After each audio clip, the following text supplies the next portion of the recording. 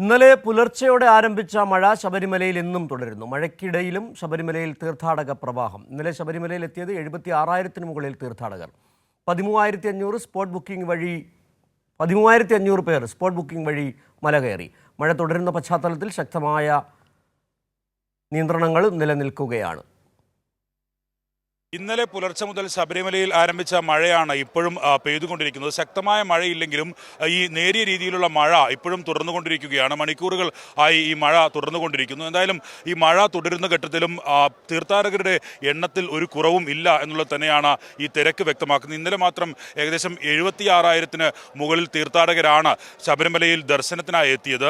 അതിൽ 4,500-ഓളം കുട്ടികളും ഒപ്പം തന്നെ സ്പോട്ട് ബുക്കിംഗ് വഴി 13,500 അകത്ത് സ്പോട്ട് ബുക്കിംഗ് വഴിയുള്ള തീർത്ഥാടകരും ഒക്കെ എത്തി. ഇന്നും വലിയ തിരക്കാണ് രാവിലെ മുതൽ തന്നെ അനുഭവപ്പെട്ടുകൊണ്ടിരിക്കുന്നത്. ഏകദേശം 25,000-ന് മുകളിൽ തീർത്ഥാടകർ ഇന്ന് രാവിലെ തന്നെ ഇവിടെ എത്തി ദർശനം നടത്തി മടങ്ങിയിരിക്കുന്നു.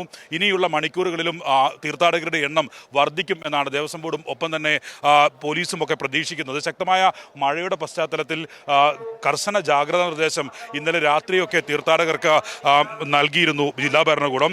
ഇന്നും ആ ജാഗ്രതാ നിർദ്ദേശം തുടർന്നുകൊണ്ടിരിക്കുകയാണ്. എന്തായാലും നാളെയും മറ്റന്നാളും ശനിയും ഞായർ ദിവസങ്ങൾ കൂടി ആയതുകൊണ്ട് തീർത്ഥാടകരുടെ എണ്ണത്തിൽ വലിയ വർധനവുണ്ടാകും എന്ന പ്രതീക്ഷയാണ് നിലവിൽ ദേവസ്വം ബോർഡും ഒപ്പം തന്നെ പോലീസും ഒക്കെ വെച്ച് പുലർത്തുന്നത്. ഇന്നലെ തന്നെ ഈ പുഴയിലെയൊക്കെ ജലനിരപ്പ് കയറാൻ സാധ്യതയുള്ളതിനാൽ ത്രിവേണി, പമ്പ ഒഴികെയുള്ള നദികളിൽ കുളിക്കാനിറങ്ങുന്നതും ഒപ്പം തന്നെ കരയിലിറങ്ങുന്നതും ഒക്കെ ജില്ലാ ഭരണകൂടം വിലക്കിയിരുന്നു.